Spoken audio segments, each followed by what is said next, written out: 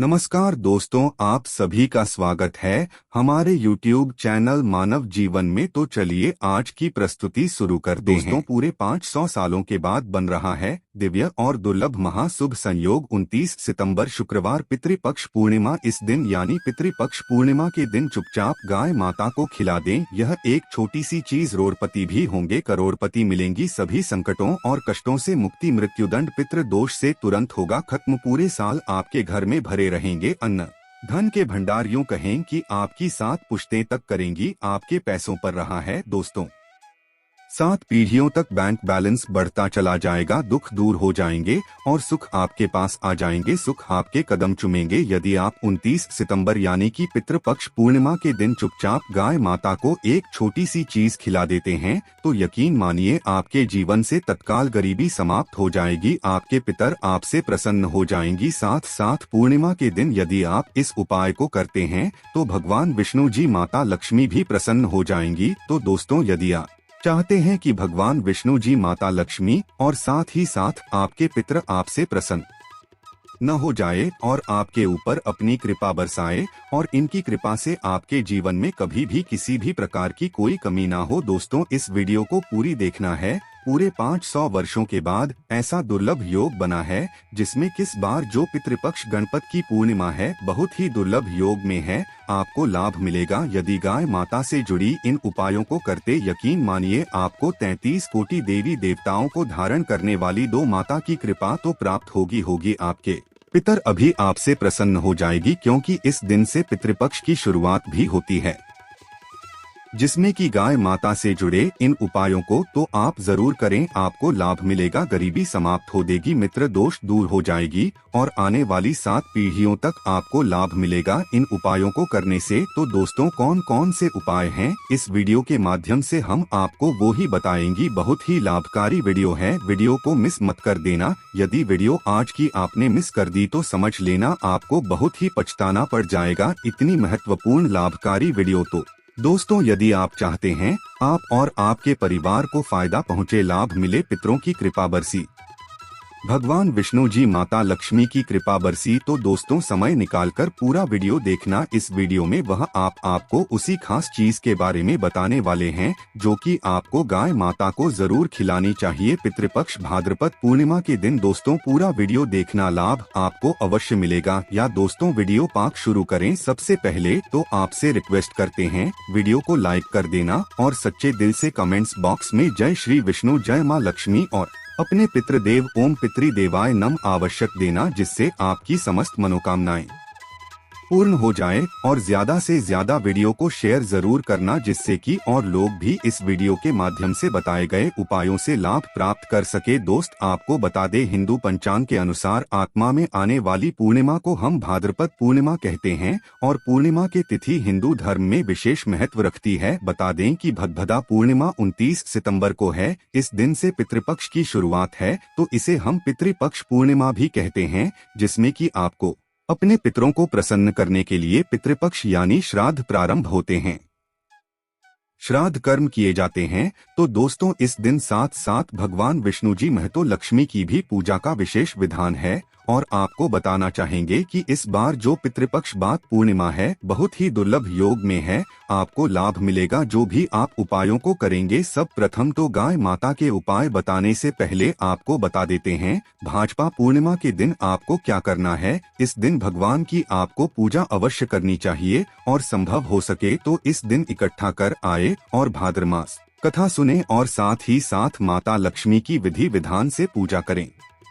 भगवान विष्णु जी के साथ साथ मंत्रों का जाप करें और अपने पितरों का स्मरण करें। पितरों के निमित्त दान धर्म के कर्म करें। आप जो आपसे श्रद्धा सामर्थ्य के अनुसार, यथाशक्ति के अनुसार बनी कुछ न कुछ दान धर्म के कर्म जरूर करें। आप अपने पितरों की आत्मा की शांति के लिए पंडित दान आप कर सकते और साथ साथ इस दिन किसी पवित्र नदी या पर सरोवर कुंड में स्नान जरूर करें। आप अगर कई पवित्र नदी में स्नान करना संभव न हो तो घर पर ही न आने वाली पानी में गंगाजल की कुछ बूंदें डालकर मिश्रण करें तो लाभ आपको अवश्य मिलेगा। ध्यान रखना कि इस दिन अपने पितरों के निमित्त किसी जरूरतमंद व्यक्ति को या फिर ब्राह्मण को अन्न धन वस्त्र कुछ ना कुछ जरूर दान करें, जिससे आपके पितृ प्रसन्न हो जाएं और आपके पितरों की आपके ऊपर कृपा बरसे। ध्यान रखना, यदि आपके पितर आपसे प्रसन्न हैं तो आपको सफलता प्राप्त करने से कोई नहीं रोक सकता। तो दोस्तों, पितरों को प्रसन्न करने के लिए आपको कुछ न कुछ दान धर्म के क्रम शुरू करने चाहिए। और दोस्तों, अब बात करें कि गाय माता से जुड़े कौन कौन से उपाय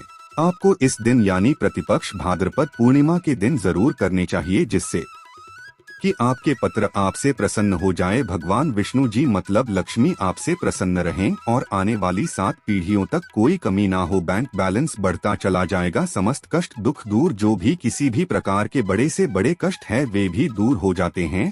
सुख आपके पास आ जाते हैं। हम चुनते हैं सुबह, यदि आप गाय से जुड़े उपायों को करते पूर्णिमा के दिन, जो कि पत्र पक्ष के 29 तारीख से शुरुआत है, इस दिन गाय माता को ये चीज खिला देते हैं। तो चलिए शुरू करते हैं। गाय माता से जुड़े कौन कौन से उपाय आपको करने चाहिए जिससे कि आपको लाभ मिले, प्रसन्न हो जाए भगवान विष्णु जी, माता लक्ष्मी की सदैव आप ऊपर कृपा बरसे। तो ध्यान से सुनना, जिस प्रकार उपाय बताए उससे प्रकार करे वो ही लाभ मिलेगा। चलिए शुरू करते हैं। गाय माता से जुड़ी कौन कौन से भी महत्वपूर्ण उपाय है। दोस्तों, सनातन परंपरा में गाय माता गंगा और गाय माता त्री का बहुत ज्यादा धार्मिक महत्व है। मान्यता है कि गो माता के शरीर पर 33 कोटि देवी देवताओं का वास होता है। गोमाता की सेवा एवं पूजा करने वाले जातक पर इन सभी देवी देवताओं की कृपा बरसती है। गोसेवा से न सिर्फ इस जन्म के बल्कि पूर्व जन्म के भी दोस्त दूर हो जाते हैं। प्रत्येक सुबह जब आपके घर में बहुजन बनना प्रारंभ हो तो सबसे पहले बनाई गई रोटी को आप गोमाता के नाम से निकाल दें और भोजन करने से पूर्व गोमाता को इस रोटी को खिलाएं। यदि संभव हो तो काली गाय माता को खिलाएं। यदि काली गाय माता ना मिले तो सफेद गाय माता को भी आप खिला सकते हैं।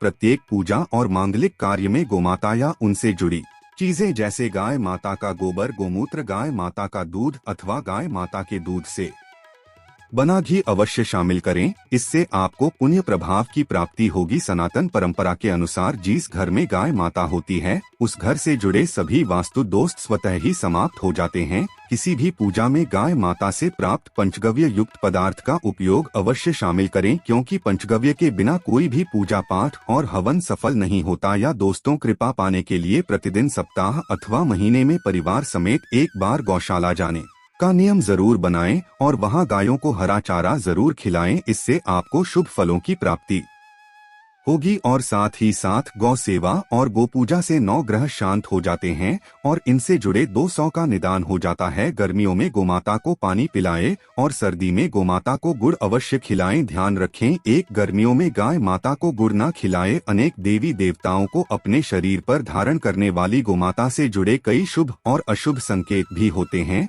मसलन, गाय माता का दूध दुहते समय यदि गाय माता ठोकर मार दे और सारा दूध बिखर जाए तो अपशगुन होता है।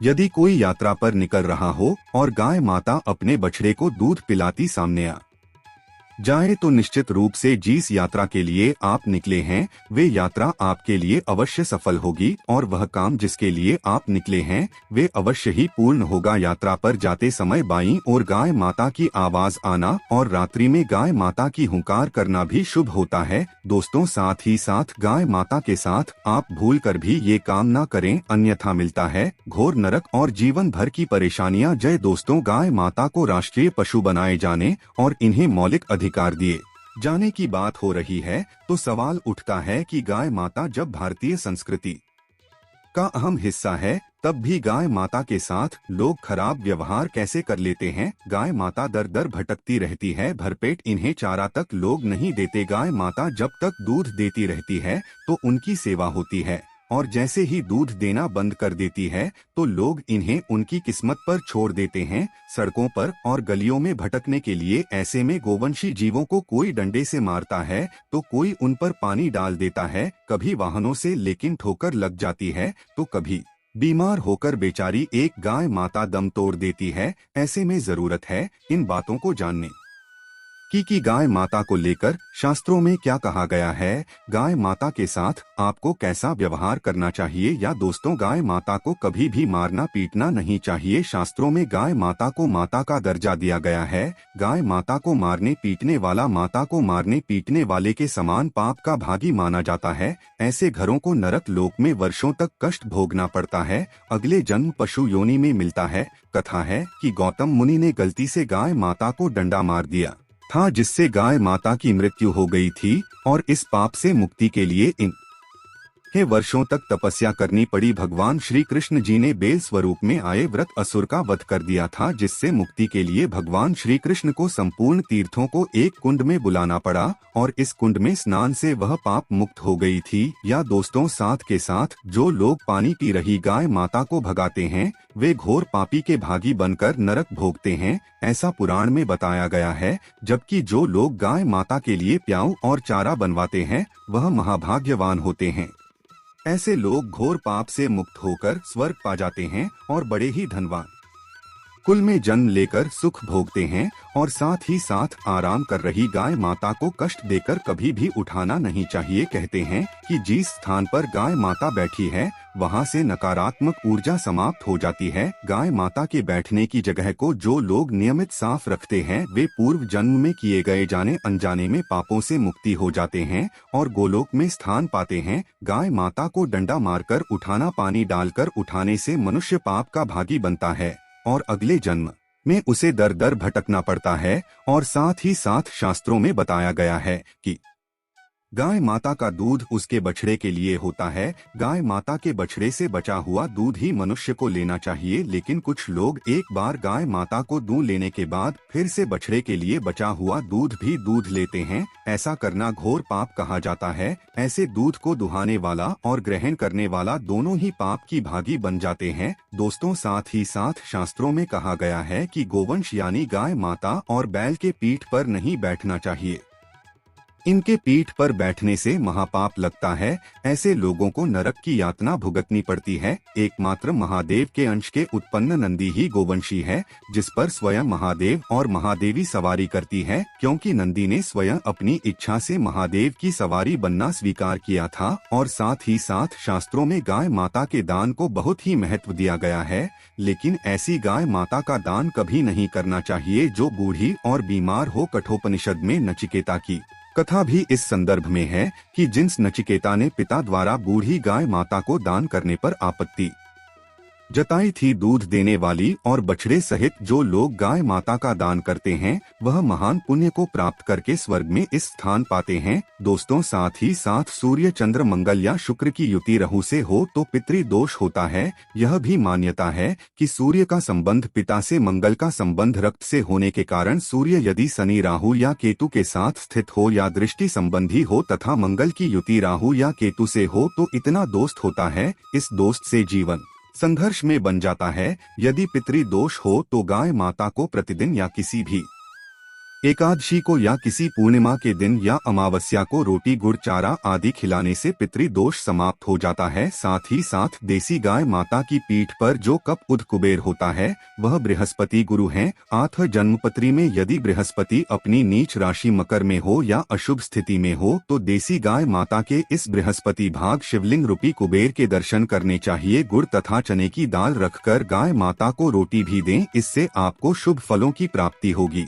और साथ ही साथ यदि आप रास्ते में जा रहे हो और सामने से गौ माता आती हुई दिखाई दे तो गौ माता को आप अपनी दाहिनी ओर से जाने देना चाहिए। आपकी यात्रा अवश्य ही सफल होगी। और साथ ही साथ ये संकेत भी जानने, यदि आप यात्रा पर जा रहे हैं और सामने आपके गाय माता बढ़ जाए अथवा अपने बछड़े को दूध पिलाती हुई सामने गाय माता दिखाई दिए जाए तो समझ जाना कि वह यात्रा आपके लिए अवश्य ही सफल होगी। और साथ ही साथ जिस घर में गाय माता होती है उसमें वास्तुदोष स्वतः ही समाप्त हो जाता है। और साथ ही साथ आपको बता दें कि गाय माता को आप जो भी रोटी बनाए प्रतिदिन ताजी रोटी ही बनाए। गाय माता को अगर आपने रोटी बनाई है जो कोशिश करें कि उस रोटी को आप तुरंत ही गाय माता को दे दें। अगर आप उस रोटी को रख देंगे और उस रोटी को अगले दिन देंगे तो वह रोटी बासी मानी जाएगी। गाय माता को कभी भी बासी रोटी ना दें, इससे घर में नकारात्मक ऊर्जा वास करती है और जो भी कार्य आपके बनने वाले होंगे वह कार्य भी आपके बिल्कुल भी नहीं बनेंगी। इससे आपके घर में हमेशा दर्द ऊर्जा का वास रहेगा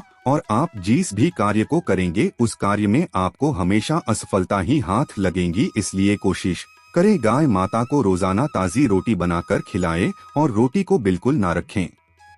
बासी रोटी गाय माता को वीडियो में दी गई जानकारी अगर अच्छी लगी गाय माता को तो नहीं खिलानी हमारे चैनल मानव जीवन को सब्सक्राइब करें, लाइक करें। धन्यवाद। क्या करते हैं, गाय माता को खिला देते हैं। नहीं, ऐसा नहीं करना चाहिए। ऐसा करने से यदि आप गाय माता को खिलाते हैं तो और आप पाप के भागी बन जाते हैं। आप बिल्कुल भी सड़ी गली चीजें गाय माता को ना खिलाए और साथ ही साथ आप आटे की बनाकर उनके ऊपर हल्दी लगाए। इसके बाद आप उन 11 लोइयों को एक एक करके गाय माता को खिलाए। प्रत्येक लोई को खिलाते समय गाय माता के सींगों पर आप हाथ फेरें, पीठ पर हाथ फेरने, मस्तक पर हाथ फेरें। माता गाय माता की आप चरणों के स्पर्श करें या दोस्तों ऐसा करने से आपके समस्त कार्य बनने लगेंगे। जो दुख का समय चल रहा है वे भी समाप्त होगा। आपके जीवन में खुशी होंगी और एक बार आप 7 बार गाय माता की परिक्रमा भी कर लें तो आपके समस्त कार्य ढोंगी। और साथ ही साथ आप गाय माता को जब भी रोटी दें, रोटी पर या तो आप थोड़ी हल्दी लगा लें या थोड़ा रख लें। अगर गुड़ ना हो तो आप थोड़ा मिश्री रख सकते हैं, थोड़ा घी रख सकते हैं। या दोस्तों गाय माता को कभी भी सूखी रोटी ना खिलाए। सूखी का मतलब गाय माता को जो रोटी रखें खिलाए उस पर कुछ ना कुछ रखकर खिलाए। हल्दी रख ले, गुड़ रख ले, मिश्री, घी, अब जो भी रख ले, मतलब खाली रोटी नहीं खिलानी है। ध्यान इस बात का रखें जब भी आपको सुबह फलों की प्राप्ति होगी। या दोस्तों ये थे गाय माता से जुड़े कुछ महत्वपूर्ण उपाय को छुपाते जिन्हें आपको ध्यान में जरूर रखना चाहिए। या वीडियो में दी गई जानकारी अगर अच्छी लगी हो तो प्लीज हमारे चैनल मानव जीवन को सब्सक्राइब करें, लाइक करें। धन्यवाद।